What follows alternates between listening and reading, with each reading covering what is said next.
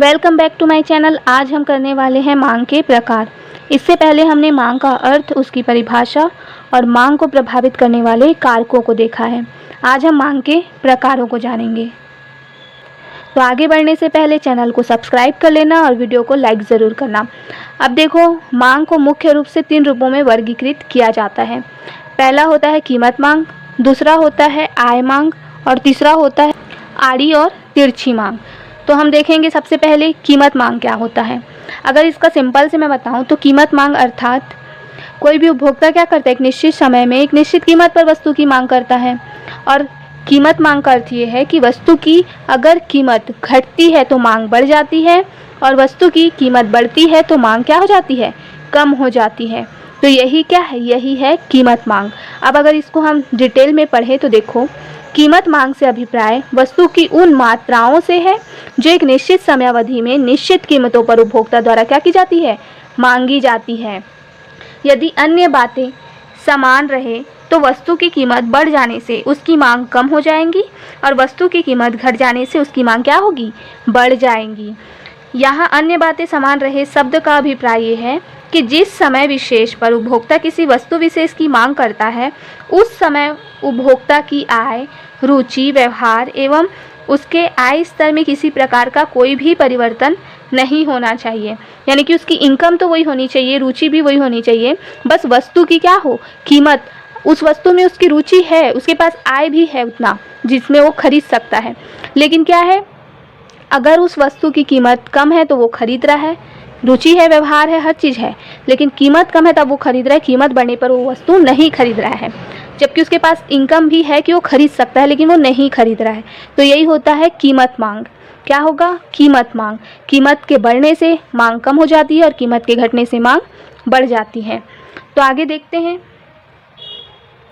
कीमत एवं वस्तु मांग में विपरीत संबंध होने के कारण क्या होता है, कीमत बढ़ती है तो वस्तु की मांग कम हो जाती है, तो विपरीत संबंध है ना।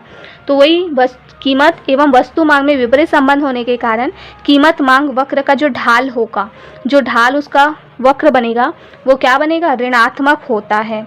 अर्थात कीमत मांग वक्र क्या होगी, कीमत मांग वक्र क्या होगी, बाएं से दाएं नीचे गिरता हुआ दिखता है।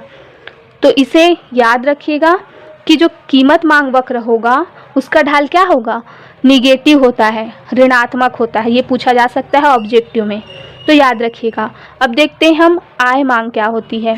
तो आय मांग क्या है, तो ये आय मांग ये है कि व्यक्ति की अगर इनकम बढ़ती है तो वस्तु की वो क्या करेगा, मांग करेगा, और इनकम कम होती है तो वस्तु की मांग भी कम हो जाएंगी। तो देखिए इसमें दिया क्या है, सामान्यतः आय मांग का अर्थ वस्तुओं एवं सेवाओं की उन मात्राओं से लगाया जाता है जो अन्य बातों के समान रहने की दशा में उपभोक्ता दी गई समयावधि में अपने आय के विभिन्न स्तरों पर खरीदने की क्षमता रखता है। आय मांग वक्र को जर्मनी के अर्थशास्त्री एंजिल के नाम पर एंजिल वक्र भी कहा जाता है। तो ये सकारात्मक संबंध होता है, अगर आय बढ़ रही है तो मांग बढ़ेगी और आय कम हो रही है तो क्या होगी, मांग भी कम होगी। ये याद रखिएगा। और इसको एंजिल वक्र भी कहा जाता है, ये ऑब्जेक्टिव में पूछा जा सकता है, तो ये याद रखना। अब देखते हैं आगे।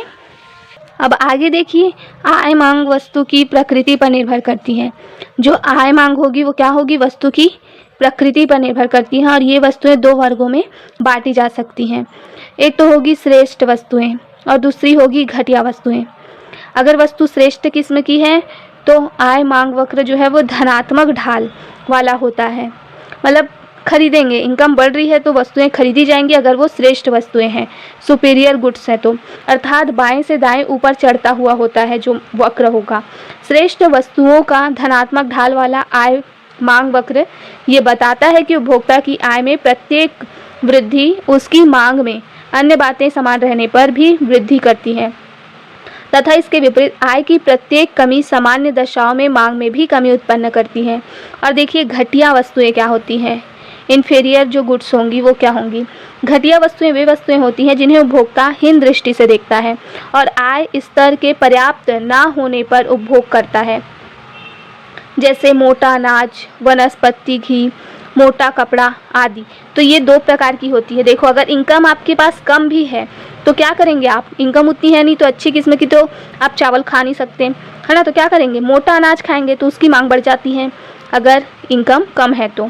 वनस्पति घी हो गया, गाय का घी नहीं खा पाओगे, वनस्पति घी खाओगे आप, मोटा कपड़ा आदि। और ऐसी दशा में जैसे जैसे उपभोक्ता की आय में वृद्धि होती है वैसे वैसे उपभोक्ता इन घटिया वस्तुओं का उपभोग घटाकर श्रेष्ठ वस्तुओं के उपभोग में वृद्धि करने लगता है। अर्थात घटिया वस्तुओं के लिए आय मांग वक्र ऋणात्मक ढाल वाला बाएं से दाएं नीचे गिरता हुआ होता है। कई बार ऑब्जेक्टिव में ये भी पूछा जाता है कि जो मांग वक्र है वो ऋणात्मक है या धनात्मक होगा, वो बाएं से दाएं नीचे गिरता हुआ होता है या फिर दाएं से बाएं ऊपर की ओर जाता है। तो इस टाइप के जो क्वेश्चन है वो ऑब्जेक्टिव में देखने को मिल सकते हैं, इसीलिए इसको क्या करना है, बहुत ही ध्यान से पढ़ना है। अब देखते हैं आड़ी अथवा तिरछी मांग क्या होती है। तो अन्य बातें समान रहने पर, क्या दिया, अन्य बातें समान रहने पर वस्तु x की कीमत में परिवर्तन होने से क्या होगी, वस्तु x की कीमत में चेंजेस हो रहा है तो उसके सापेक्ष संबंधित वस्तु y की मांग में तो जो परिवर्तन होता है उसे आड़ी मांग कहते हैं। जैसे कि अगर हम देखें तो चाय की कीमत अगर बढ़ जाए तो क्या होगी, कॉफ़ी की कीमत में कुछ चेंजेस होगा ना, उसकी मांग में कॉफ़ी की मांग बढ़ जाएंगी तो उसे क्या कहते हैं, आड़ी मांग कहते हैं। दूसरे शब्दों में आड़ी मांग में एक वस्तु की कीमत का उसके सापेक्ष संबंधित दूसरी वस्तु की मांग पर क्या पड़ता है, प्रभाव पड़ता है। अगर एक वस्तु की कीमत में चेंजेस हो रहे हैं तो उसके सापेक्ष संबंधित जो दूसरी वस्तु है उसका मांग क्या होगा, प्रभावित होगा। और ये संबंधित वस्तुएं दो प्रकार की हो सकती हैं। कौन कौन सी हो सकती हैं, चलिए देखते हैं। तो ये कौन कौन सी हो सकती है, पहली तो हो सकती है स्थापन्य वस्तुएं, दूसरी होती है पूरक वस्तुएं। तो स्थापन्य वस्तुएं क्या हैं वो देखते हैं। स्थापन्य वस्तुएं वे वस्तुएं होती हैं जो एक दूसरे के बदले एक ही उद्देश्य के लिए क्या की जाती है, प्रयोग की जाती है। जैसे चाय और कॉफ़ी क्या है, वो स्थापन्य वस्तुएं हैं।